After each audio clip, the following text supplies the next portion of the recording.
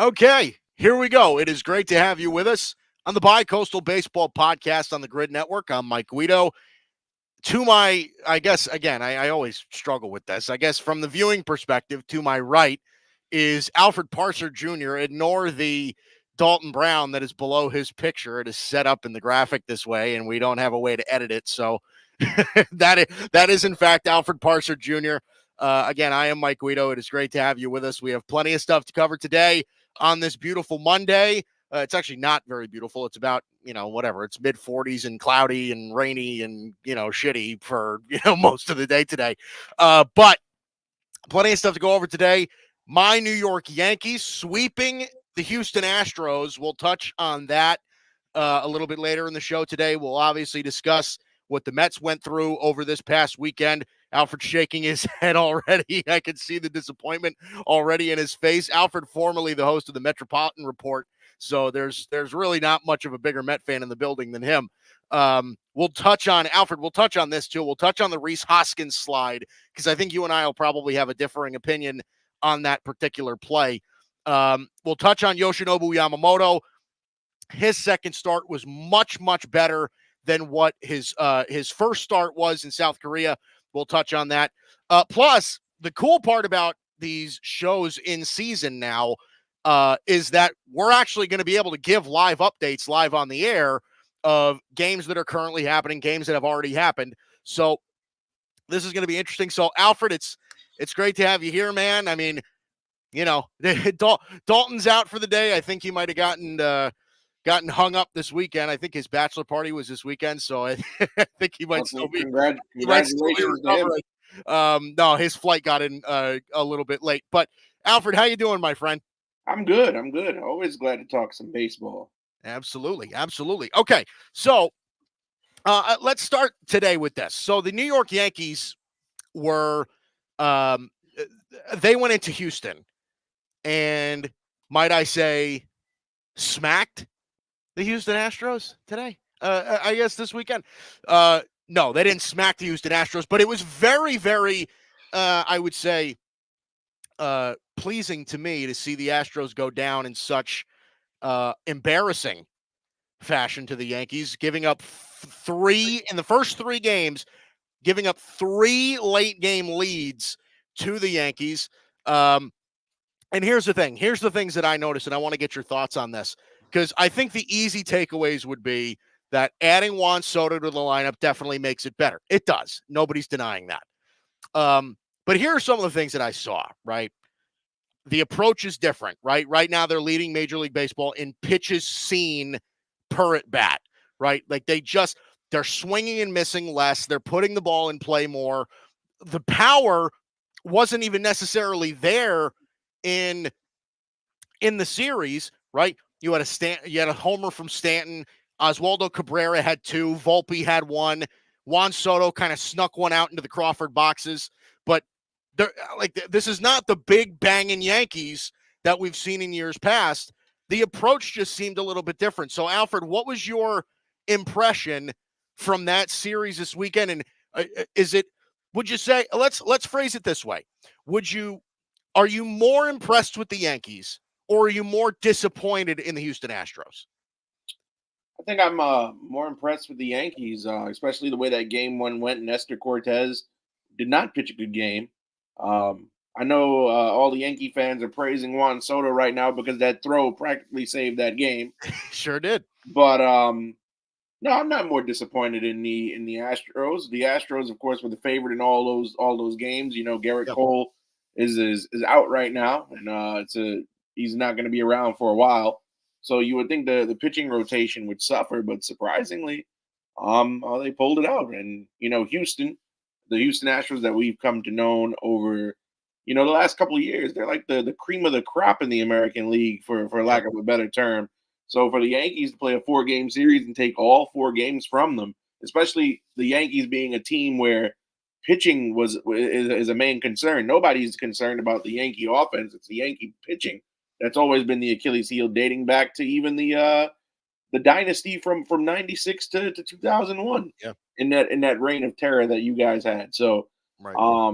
I was very surprised that they were able to sweep, not only just sweep them, but would take that series as well. I Yep. would have predicted a split, if anything, but I guess it's revenge for 2017. Yeah, this dates back now. This is 7 straight. If you date back to last year, this is 7 straight wins for the Yankees against Houston. I don't know. I don't remember if that stat was just in Houston or if that just dates back to just wins total against the Astros.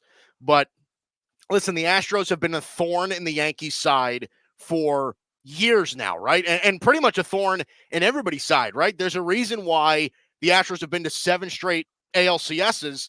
It's because they're just so they've done such a great job of building their teams. Like I'll even pull up their lineup from or their roster. Like if you just see this, like most of these guys, Alfred, are homegrown guys, right? Like Altuve is homegrown. Yordan Alvarez is their guy. Bregman's their guy. Kyle Tucker is their guy. Like all but really one in this lineup, the one being Jose Abreu, that entire lineup is made up of their homegrown talent.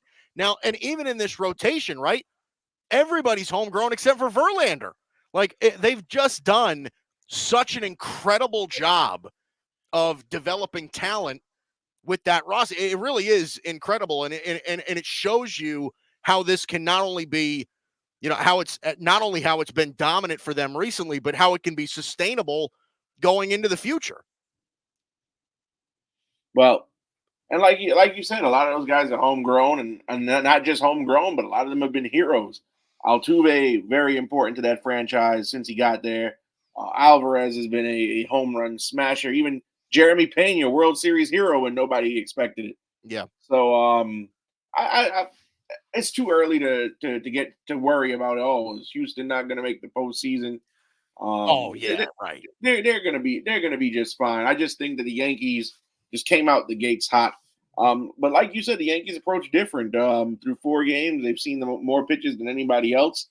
Very, very, very surprising given that lineup and the firepower it has. But Yeah. Yeah, and this lineup right here is perhaps maybe just a bit outdated. Obviously, DJ LeMahieu is on the injured list, and Oswaldo Cabrera has really been stepping into that role. And by the way, I think when most people, originally, because the Yankees had made a trade the day before opening day, they traded for John Birdie from the Miami Marlins. They gave up. It was a 3-team trade. They gave up one of their prospects. They gave up catcher Ben Rortvedt to Tampa, and the prospect ended up going to Miami. Whatever, it was a 3-team trade with Miami, the Rays, and the Yankees, which netted them John Birdie.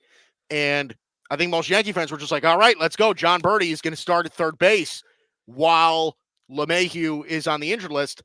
But then all of a sudden, you see Oswaldo Cabrera just comes out of nowhere and starts ripping the ever-loving piss out of the baseball. He just does. Like, it was unbelievable how much his approach had changed.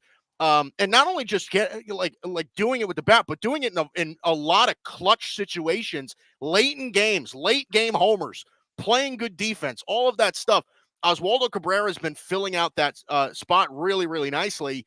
And I will say this, because one of the things you said before, Nestor Cortez didn't have a great outing. In his defense, right? Nestor Cortez had a very bad first inning, right? Like that's the thing is like when it comes to a lot of these starts, like you kind of have to dig deep a little bit. Nestor Cortez had a bad first inning, bad first batter of the second inning, right? He gave up that homer to Jake Myers in the first game, but was pretty much lights out the entire game after that. I was actually fairly impressed. I mean, Marcus Stroman put up a fairly good start. Carlos Rodon got himself into a bunch of trouble in game 2, but was able to work out of it pretty much every time. So I was actually pretty pleased with the pitching performances. And one of the things that I really want to highlight as well, and there's actually 2 things I want to highlight. First of all, Aaron Judge has had a terrible season to start. Right. Aaron Judge really has not gotten going yet. I don't think anybody's really worried about whether or not he's going to get going, but this is what the Yankees did to the Astros, and Aaron Judge was not on his game at all. right? Aaron Judge had, was suffering, going through an injury through spring training, missed a bunch of time in spring training. It might take him a couple more weeks to get him back up to speed. But the other thing I want to point out too is that the Yankee bullpen had 15 and a third innings of work and didn't give up a single run. Like, it is against a very good Houston Astros lineup. Listen, I as a Yankee fan, Alfred, I'm over the moon. Like, this was like best case scenario for me from with the Yankees sweeping the Astros. It was just like, how do you view obviously it's very, very early, right? But do you view the Yankees, because we didn't have you on the show when we were doing previews. Does this series against the Astros differ your opinion of the Yankees, or the Astros for that matter, from what you had preseason, right? Like, does this change your mind on either one of those teams? While I'm shocked that the Yankees swept the Astros, my opinion doesn't change because it's too early to tell. Small sample size. There's still 158 games remaining for each team. So right. To know, I've seen it all through social media all over the weekend. Fans jumping up and down, ready to throw a World Series victory parade because they 4-0'd the Astros. I mean, it's a little premature. It's a long season. We all know that crunch time in baseball is the dog days of summer, which we are nowhere near yet. So, my opinion doesn't change either on either way. Now, if this was a conversation we'd be having in August, early September, late July, I might have I might be sitting here with a different thing to say. Yeah. Yeah. So. Yeah. Well, I mean, it's interesting. So where did you? So I don't know. Where did you have the Yankees preseason? I think that preseason, I said they were going to get a wild card spot. I think they were going to come in second in the AL East behind Baltimore. Okay. Yeah. Well, I think that was primarily the universal opinion, right? And Baltimore looks good so far too. Granted, they were playing the Angels in Baltimore, so there. I think there might be a little bit of a difference in competition there. But truth be told, listen, that's going to be a crazy division. I think that's going to be a real thing. Quick update here on scores, by the way. And then, like I said, this is I think part of the really exciting part about where these regular season shows are going to go. Because now we actually have games to talk about. Obviously, Atlanta took a 9-0 win over the White Sox earlier today. Thank God that game didn't go the full 9 innings either. Yeah. Well, no, I think it did. I think they did finish. No, they called it after 8 due to rain. Did they call it after 8? They called it after 8. Wow. Okay. So they did call it after 8 then. Yeah. Yep, they did. You're absolutely right. Yeah, 9-0. Braves beat the White Sox in Chicago. The Colorado Rockies took a 5-0 loss to the Cubs in Chicago as well, which that was crazy, by the way. Both Chicago teams are playing at home on a Monday. Yeah. Could you imagine? And one got called to rain and the other one went a full 9 innings. Can you believe that? It really is. In the same city, a few miles down the road. In the same city. It's unbelievable. Could you imagine? Because, again, you and I are both from New York, right? Could you imagine what the traffic would be like in New York if the Mets and the Yankees were at home at the same time? It would be unbearable. Like, good luck getting in or out of Long Island. Like, it wouldn't happen. Nope. It just would not happen. The Pittsburgh Pirates, listen, and I don't want to spend too much time on this, right? But the Pittsburgh Pirates took an 8-4 win against the Nationals in Washington. They're 5-0 to start. The Pirates are off to a pretty good start here, and they're getting it from a lot of places. They are really hitting the baseball well. Let's not forget they had a hot start last season, and everybody said that they were going to be in the playoffs, and they faltered out toward the middle to the end of the season. Yeah, I mean, look, Pittsburgh is one of these teams where, like, I think that most people are kind of projecting them to be last place in their division, right? Because you just look at this roster and it's just not refined, right? The rotation, I think, through the dog days of summer, like this rotation is going to get beat up in certain parts of the year. They just will, right? But this lineup's interesting, man. They have a lot of good young talent. O'Neal Cruz is the obvious name. Cabrian Hayes has turned into one of the better young third basemen in the National League. I know they're really excited about Henry Davis behind the plate. They've got some real nice players, and Mitch Keller atop that rotation. I mean, that guy has the makings of being a potential ace in the National League as well. So the Pirates could be a very exciting team going forward. So interesting stuff there. Those are your score updates from earlier today. The Royals and the Baltimore Orioles are tied at 3, heading into the bottom of the 7th. The Angels and the Marlins. The Marlins right now have a 4-3 lead over the Angels in the top of the 6th. Reds and Phillies tied at 2, heading into the bottom of the 6th. Rangers have a 6-0 lead over Tampa, heading into the bottom of the 6th as well. A lot of these games kind of venturing into the middle of the game here. Texas is a very interesting team. They're getting a lot of production out of Wyatt Langford, their rookie, and obviously I think as we get further into the season, you're going to see that production from Evan Carter as well. And then obviously right now, bottom of the 5th, it is still scoreless in Queens with the Tigers and the Mets. So let's transition to the Mets, Alfred, because this is your team. This is your club, right? They had a tough go this weekend, right? They got swept by the Brewers at Citi Field, and this is a Brewers team that after trading Corbin Burns, Brandon Woodruff isn't pitching this year, right? Like, this was a team that I think most people, they don't have Devin Williams for the first 3 or 4 months of the year.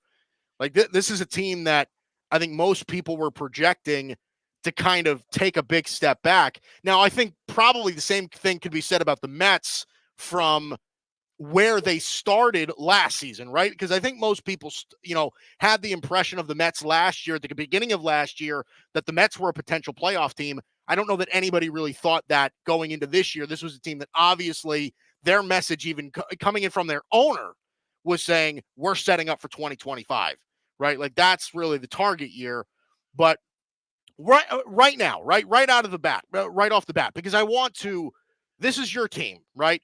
What were your impressions? And we'll get into Rhys Hoskins in a minute, but what were your impressions from the Mets' first series of the season? And again, the expectations might be low, but what are your impressions? Well, before I answer that question, I already have the Mets losing 90 games this season. So Wow. front office did nothing in the offseason. You go out and you get Joey Wendell and G-Man Choi and bench scraps from other teams. You get JD Martinez at the last minute possible, so he didn't even have a proper spring training or a camp. Yeah. It's just frustrating. We have the richest owner in all of baseball, and the GM he hires decides to be a cheap bastard, and for lack of a better term. No, the guy Steve Cohen in the span of 1 year goes from, I'm willing to spend money to win and do whatever it takes, I'm going to bring a World Series to Queens, to going, I made a bunch of bad investments, so let's start this thing over, and now I'm going to be hesitant to spend all this money that I have because we didn't win last year. So to me, it's a disservice to the fan base because, in my opinion, you're supposed to field the best team possible. But no, this is a sign of things to come this weekend. You look at these games, the team have played with no heart, uncompetitive. The offense is flat. They lost opening day. They only had one hit the whole game, which was the Starling Marte home run. I'm glad to see Starling Marte remembers how to hit home runs. Starling Marte, by the way, just a quick update on this game, and this kind of tacks onto your point as well. The Mets only have 2 hits so far in this game. Starling Marte has one of them. Exactly. So I'm glad Starling Marte has remembered how to hit, but it's frustrating. And then the one game they were actually competitive in Saturday, they still lost. Yeah. Tyler McGill, he overworked himself in the game yesterday. He lands on the IL with a shoulder strain today. Yep. So the last thing we already have Kodai Senga out to begin the season. The last thing we need is another rotation arm gone. Yeah, this rotation is not one that can afford injuries as you're looking at it right here, right? Kodai Senga already on the injured list. David Peterson as well on the injured list. Now you're seeing Tyler McGill heading onto the injured list. I mean, obviously you're going to see some new names in that rotation, but listen, it was a rough start for Luis Severino. Obviously, we saw that in game 2 of that series. But hey, listen, it hasn't been all bad yet for the Mets, though. I will say this: Sean Manaea is carrying a no-hitter into the 6th inning. 7 strikeouts, no hits for Sean Manaea for the Mets against the Detroit Tigers so far today. Obviously, I'll. Do I have any wood around here that I can knock on? So 90 games, Mike. Don't be surprised when it happens. 90 games. Well, we're not winning 90 games. We're going to lose 90 games. Well, hey, listen, I don't know that I disagree. I mean, this is where Pacoda had them ranked to start the season. This is what the win totals were. They have them projected at 83 and 79. And I think Dalton and I both said this when we were going over the East Divisions last week. I think both of us kind of said that was a little generous. And the thing that we were really surprised about, and I kind of want to get your thoughts on this too. Like I said, I don't want to spend too much time on it because we don't expect much from them this year.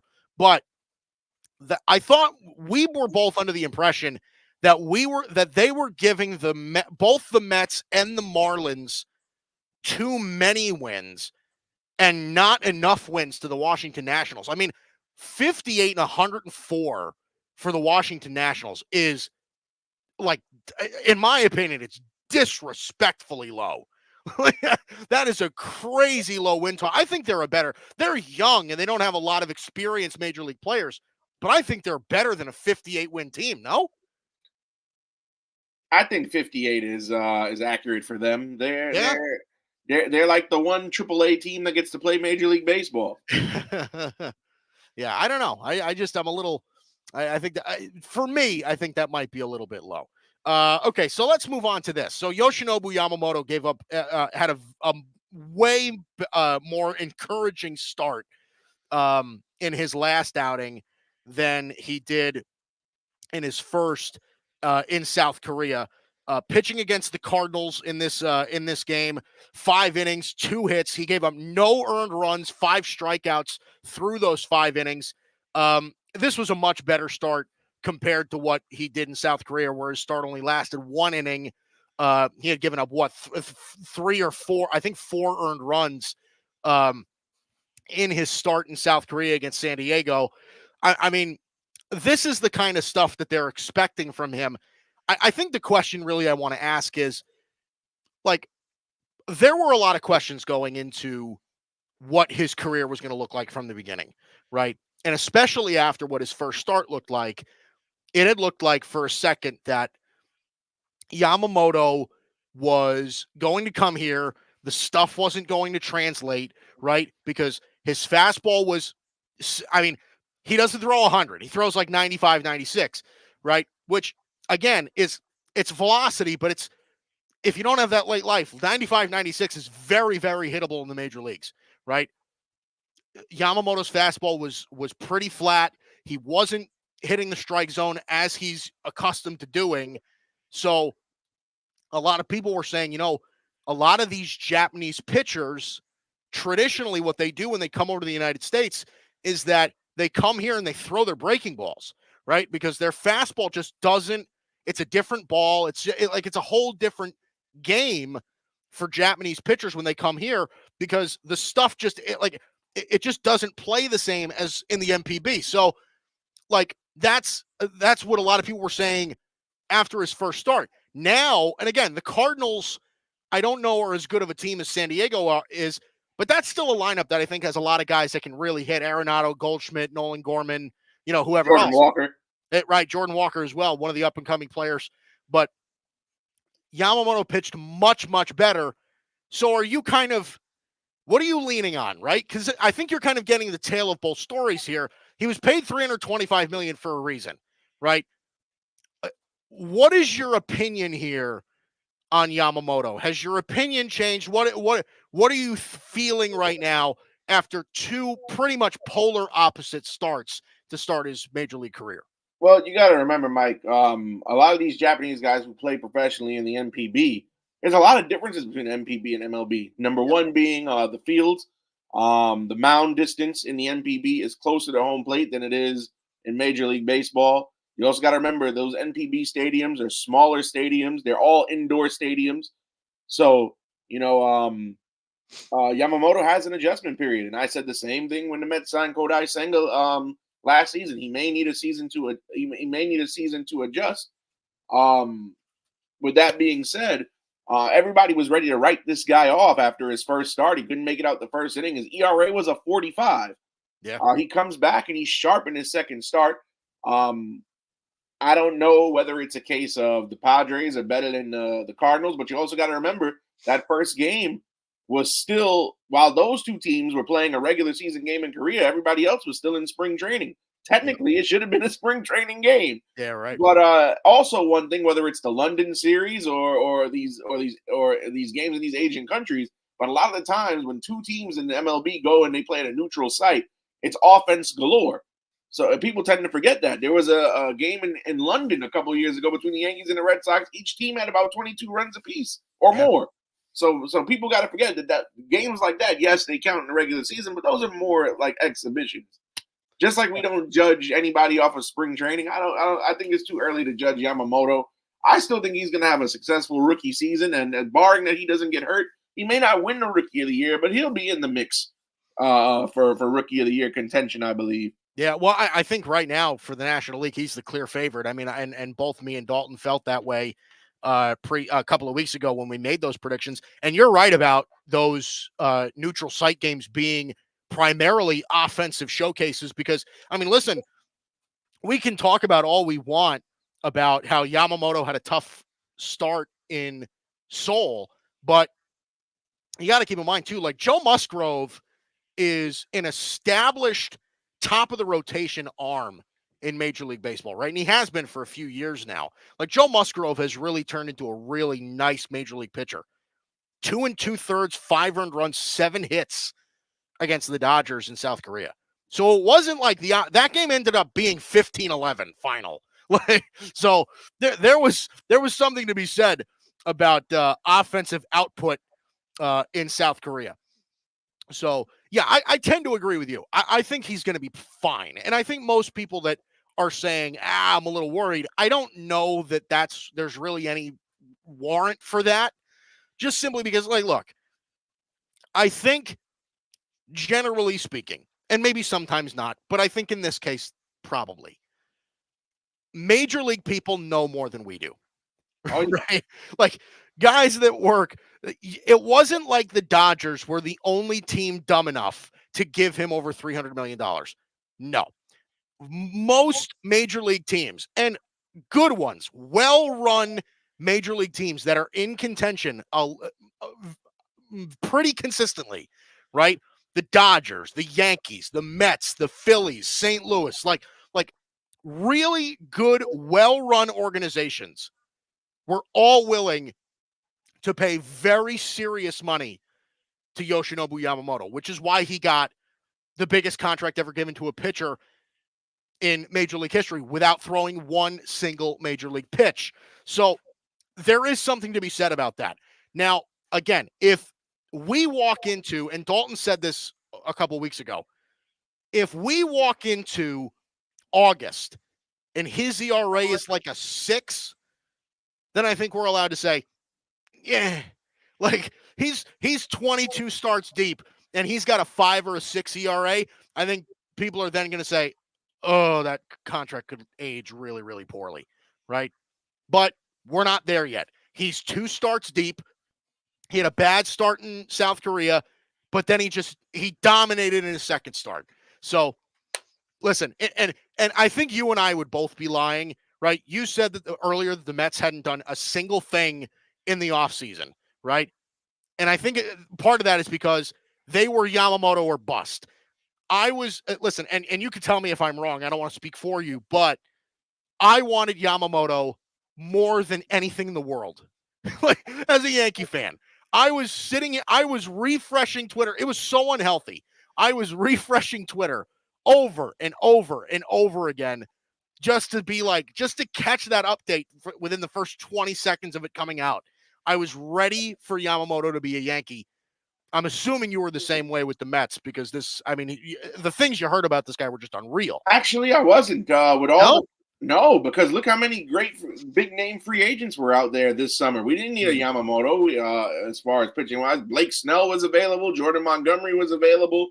And then again, all the other bats. Like I said, we got Martinez, but Bellinger was around. So Jorge Soler, who the Mets should have made an offer to, was around. Now he's going to be hitting bombs in McCovey Cove. Yeah, it's a shame that Jorge Soler signed in San Francisco. Dalton was saying this the other day, but Jorge Soler, I think, is really suppressing his bat in Oracle Park. Don't you think? I mean, that is not a good hitter's ballpark. It just is not. Those gaps are deep. they rob home runs and make them triples. Oh my gosh, like you wouldn't believe. It's amazing how Barry Bonds hit so many home runs over there. Imagine how many he would have hit if he was playing at Yankee Stadium. The guy would have had 1,000, right? It's just unbelievable. The gas is a wonderful thing. That's right. Okay, so I want to backtrack a little bit because we kind of skipped over this, and I didn't mean to. We kind of went through to Yamamoto's first start without talking about Rhys Hoskins. So on opening day, the bench is cleared. Right. And this was a big story throughout baseball because it's something that we always talk about. Every single season, there's what is perceived to be a dirty slide, right? Where either somebody gets hurt or somebody doesn't get hurt, but they're at the risk of suffering a serious injury, right? So Rhys Hoskins, ground ball, what was it? A ground ball to shorts, ground ball to short, ground ball to third, right, Alfred? And Jeff McNeil, who's playing second base, is covering second base. Rhys Hoskins slides late into second base and kind of takes out his legs, right? I wouldn't say take out his legs, but he slid. I don't think he got cleated, but he definitely ran into one of his legs. It was a late slide, and McNeil was obviously visibly upset. Both the benches cleared. It was a pretty ugly situation. And now, for the remaining, whatever it was, 2 days that the Brewers were in Queens, Rhys Hoskins was showered with booze like you wouldn't believe. You would have thought that Jason Bay had walked into the arena, into the stadium. But what's your take, Alfred? Dirty slide. Do you think McNeil was kind of being a little soft? Like, what do you think? Well, the slide was late. Usually, as somebody who's played baseball a good part of their lives, right? You don't slide that late. If I understand split decisions, but if you're going to slide, you start your slide midway between, maybe about a little bit more, maybe about 60% of the way between first and second. That slide was extremely late. That wasn't a baseball play. And I think Mets fans and the organization itself still have PTSD from the Chase Utley incident where Ruben Tejada got his shin broken. Yep. So, I mean, hey, I don't know if our manager told Johan to throw at Hoskins, but I didn't blame him. I wasn't mad. Yeah, I mean, Yohan Ramirez is and he showed it in his next outing. I mean, he's kind of not very good, right? Like I feel like that's somebody that if you're gonna if you're gonna sacrifice a bullpen arm for to throw at somebody, Yohan Ramirez would probably be one of the guys that's safe to do so. Yep. It's not like Edwin Diaz is throwing at him where you need him to win games. Right. No disrespect to Yohan Ramirez. Well, I guess I can't just say that. That was pretty disrespectful to Yohan Ramirez. Hopefully he doesn't know where I live. Anyway, so here's the thing. I understand why people are saying that that's a dirty play, and maybe it is, right? Because you're 100% right. The slide was late. It was very late. Blatantly late. It was definitely late, without a doubt. That's inarguable. It was definitely late. However, he wasn't cleated, and it didn't look like the impact created by the slide was that hard, right? It didn't look like, to me, from my view, that Rhys Hoskins slide into Jeff McNeil, that would not have caused Jeff McNeil to tear his ACL and lose the entire season. I didn't view it that way. Now, I understand, like I said, why people are upset. I understand why Jeff McNeil was upset. I also think that it didn't require Jeff McNeil getting that mad. I also think that Jeff McNeil was, for the lack of a better term, kind of being a bitch. Like, I just think it was a little bit overplayed. I don't think he needed to start screaming at the guy. Like I said, Rhys Hoskins could very easily have made a dirty play, but McNeil didn't end up getting hurt from it, right? McNeil, I don't know, was in any real danger of getting hurt from it. Like, that was, in my view, and you can argue with me if you disagree. That, in my view, is that if a base runner wanted to disrupt a double play, that is how you would do it, right? You want to impede you want to physically impede the throw without really trying to cause injury. I don't think Rhys Hoskins was trying to hurt Jeff McNeil. I don't think that was the intention. I think he was trying to break up a double play. That's my thing. I think Jeff McNeil took it to an extent that I didn't think it needed to go. And then once the situation got escalated, then I think both parties were really kind of feeding into the whole thing, right? Rhys Hoskins with the crying baby, the whole bit. And they were obviously talking smack about each other post-game and whatever. But that's what I think. I think Jeff McNeil, for the lack of a better term, overreacted. I'm gonna have to disagree with you, Mike, because you said he didn't get cleated and he didn't get injured, but he could have. Yeah, sure. If Hoskins slides a bit later, or if he makes contact, or McNeil doesn't dance out of the way, who knows what could have happened? Sometimes you don't intend to do things, and things still happen. Yeah, so, but I would argue that saying that is almost like saying, well, if. And I'm the only reason I'm using this example is because it's the first players that come to my head, right? If Luis Severino had thrown at Jackson Churrio's head on accident, right? Luis Severino's command is not the best in the world, right? Luis Severino throws a 92-mile-an-hour slider, right? If he loses control of a slider and it ends up going behind Jackson Churrio's head, right? Well, Jackson Churrio could slam the bat, charge the mound, and be like, well, what the hell did you do that for? But because technically he could have gotten hurt by that, right? I just think that the reason to get that upset being that, like, it could have been a dangerous play. I just don't know that that's reason enough to cause such an uproar. I mean, like, I think that's where you're losing me here. I mean, like I said, freak accidents have happened on baseball fields before. So sure. Because hey, I mean, as somebody who played, I would be mad if somebody slid into me at the last possible second just for the sake of breaking up a double play. Mind you, they're already up when this happened. So yeah. I don't blame Jeff, but that's just from where I sit. Well, like I said, I don't know that I blame Jeff McNeil for being upset. I don't think I think I blame Jeff McNeil for being that upset, right? Like I don't know that was necessary. Do you think that the actual reaction of what happened, right? The benches clearing, all of the talk, all of the like all of that, right? Like the Johan Ramirez throwing at Rhys Hoskins, whatever. Like, do you think all that was necessary for this? Like, because I understand that that's kind of how baseball works, right? Like, it kind of reminds me of, like, you remember last year when Ian Happ, right? It was a Cubs-Cardinals game, and Ian Happ took a swing, and whether it was on purpose or it wasn't on purpose, hit Wilson Contreras, who was the catcher, in the back of the head, and he started bleeding, right? They needed to take him out of the game. His head was literally, he got hit in the head with the bat, right? So I don't know that Ian Happ did that on purpose, but it happened.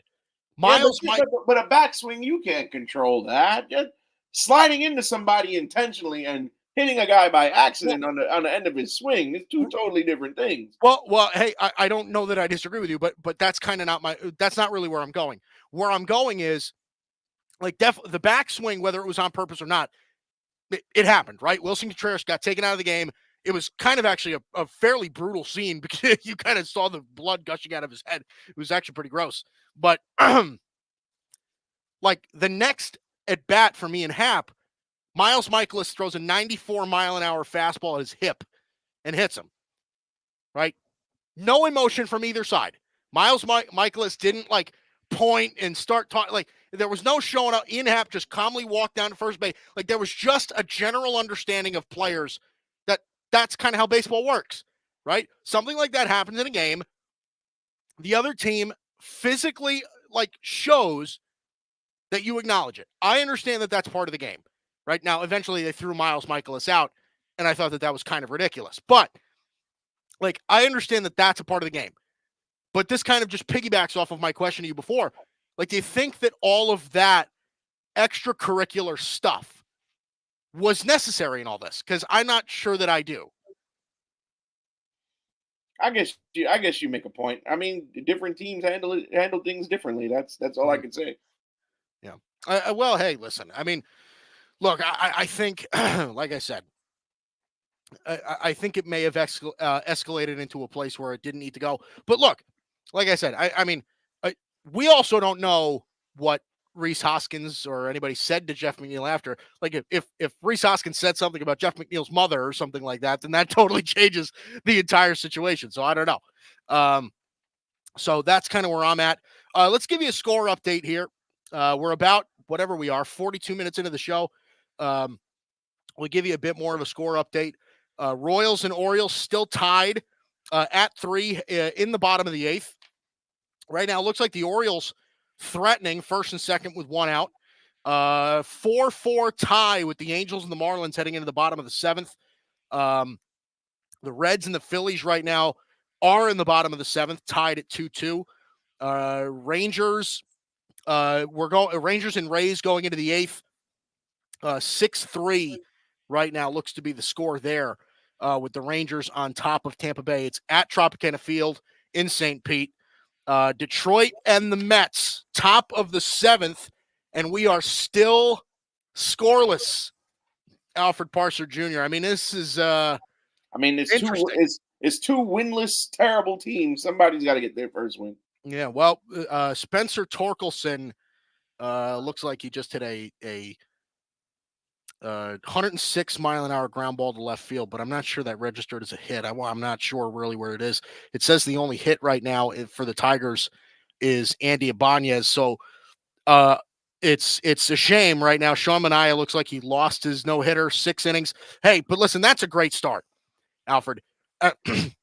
Sean Manaea, and it's a shame he's not going to walk out of that game with a win. 6 innings, 1 hit, no earned runs. He had 8 Ks in the game for Sean Manaea against the Detroit Tigers. What do you make of that? We're playing the Tigers, and it's Sean Manaea we're talking about.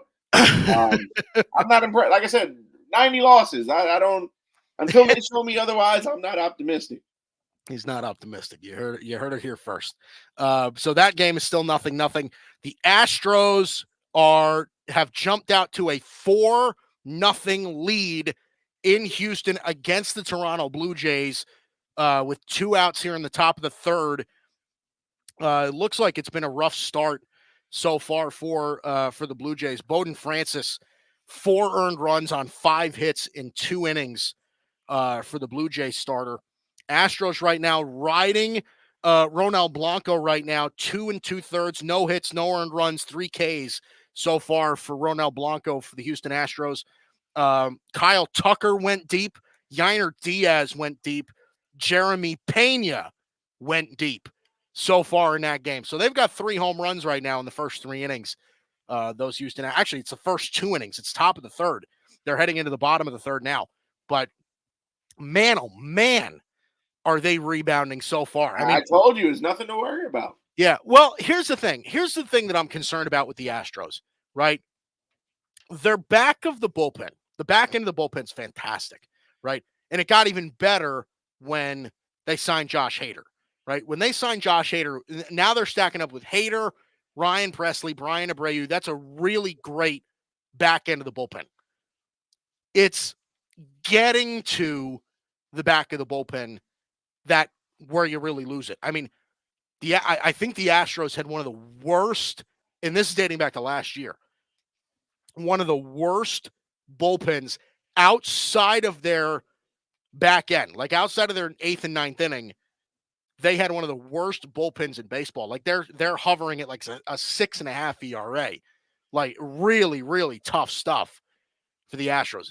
That's the thing that concerns me about them now, because that's the thing is, and it honestly, it's a tough problem to fix because where you invest with money and trades and everything like that, like that's a lot of starting pitching back into the bullpen. Like you just need, I mean, you know this, Alfred, right? Like you just need innings eaters. You need guys in the middle of your bullpen that are just not going to blow it for you.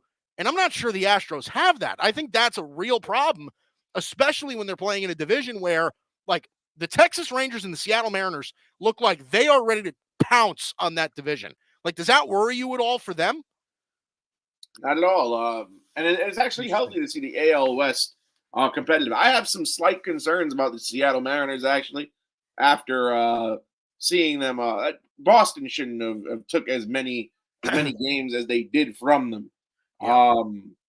Luis Castillo, I wouldn't have expected to get beat up in his first start of the season. But, I got some slight concerns. The offense seemed a little flat.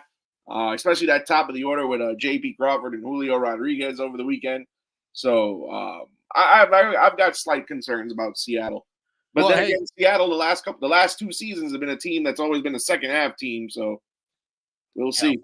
Luis Castillo did have, I mean, he did have a bit of a rough start. 5 innings, 4 earned runs, 6 hits in that game. Only 5 strikeouts against the Boston Red Sox, who, and a lot of people are their expectations for the Boston Red Sox are pretty low. They ended up splitting that 4-game set.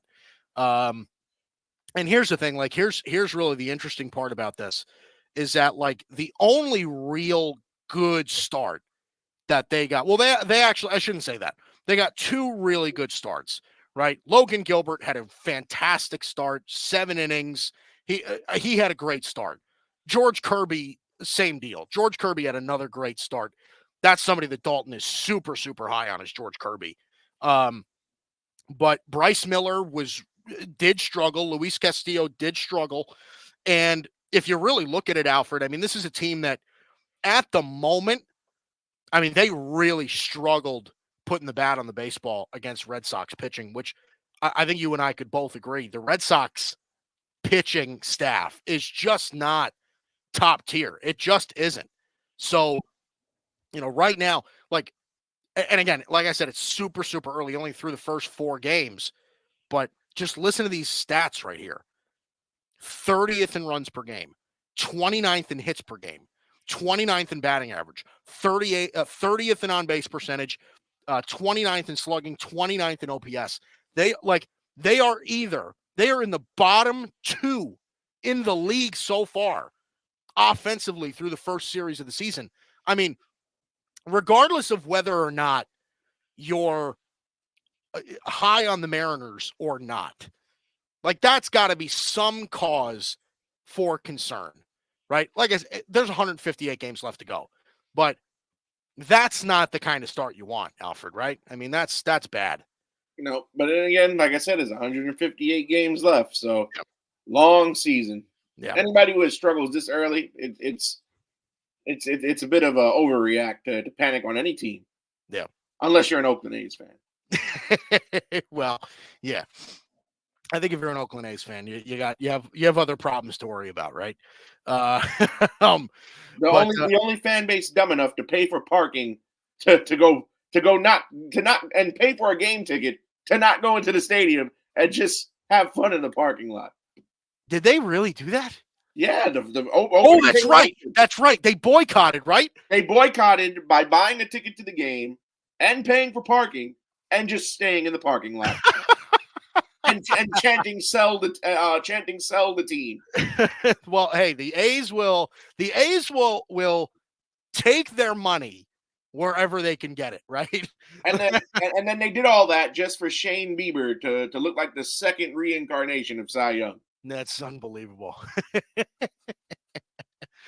Oh man. All right. So let's discuss this before we get out of here. We're already running at about 50 minutes.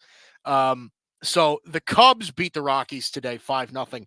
But one of the interesting things about this game is that it was Shota Imanaga's first major league start, right? Like we already had talked about what Yamamoto has looked like. This was Shota Imanaga's first first major league start. He carried a no-hitter through into the 6th inning. 6 innings, 2 hits, no earned runs. He struck out 9 in his first start. Now, I understand that this is a game that's at Wrigley Field. It's in Chicago. It's against the Colorado Rockies, who could very easily be one of the worst, if not the worst team in all of baseball this year. But I still am incredibly impressed by this. Because, look, at the moment, this is a Cubs team that is very, very realistically in the running for the NL Central. And once Alfred, you and I both know this, especially given the past couple of years. Once you get into the playoffs, like you're all you need to do is get hot for a couple of weeks, and that's it. You know what I mean? Like right. we saw it with the Phillies, we saw it with the Diamondbacks, we saw it with the Rangers. Like, these were not top flight teams entering into the postseason, but because they were in the playoffs, I mean, they were taking out the Braves, they were taking out the Dodgers, right? The Rangers had taken out the Astros, like taking out the super juggernauts at the top of the league. That's what these guys were doing. If they can get great starts, especially with Justin Steele going down, if they can get Shota Imanaga back on to a point where he can give them quality start after quality start after quality start, I mean, that's a real plus for the Chicago Cubs. What do you make of them so far this season? Oh, I hate to repeat answers, but too early to tell. Yeah. But Imanaga, he made me a believer today. I mean, he made me more of a believer than Yamamoto did. So, but like I said, too early to tell. I mean, it was a rainy game on the 4th game of the year in now April, but yeah, hopefully all us Imanaga believers aren't made to be April Fools, you know. Yeah, well, that's certainly true about that. I mean, I remember, when he was a free agent, right? And there were a lot of teams that willingly passed on Shota Imanaga because he projected as a fly ball pitcher, right? Like he was a fly ball pitcher in the NPB. They said, listen, the hitters here are better. Those balls that are fly balls in Japan are going to go out of stadiums here. So there were just teams that said, like teams that were playing 81 games in hitter-friendly ballparks were already out on Shota Imanaga because they were just like, listen, he's not going to translate. He doesn't profile well in our ballpark, period. I mean, if you get a first start that looks like this, I mean, it's like, I agree with you. It's very, very early. And that's really the benefit of baseball right now as it stands in the early going. But I mean, if a first start like that makes everybody look like an idiot. Yep. Right. It certainly does. It makes everybody look dumb for not saying, because here's the thing, like Yamamoto was obviously the big name this offseason as far as Japanese imports, but Yamamoto was a 3-time NPB Cy Young Award winner, right? He was, or whatever the equivalent to the Cy Young Award is over there. But 3 straight years Yamamoto won that award, and he's 25 years old, right? You're signing up for a long-term guy. Shota Imanaga is 30 years old.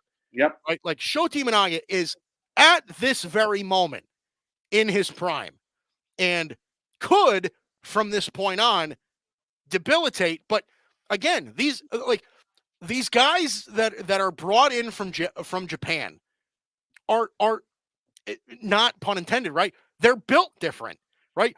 They don't age the same way as American-born players do. Nope. Shota Imanaga has good stuff, and it looks like, as of right now, it's translating. Yep, I agree with you. He looked really, really good today, I must say. He certainly did. Okay, so that'll do it for us. Alfred, do you have any closing thoughts right now before we head on out of here? One thing we didn't cover that I would just like to say is Yeah. you wrote Shane Bieber off. I understand that he did it against Oakland. I get that. Oakland is a AA team playing Major League Baseball.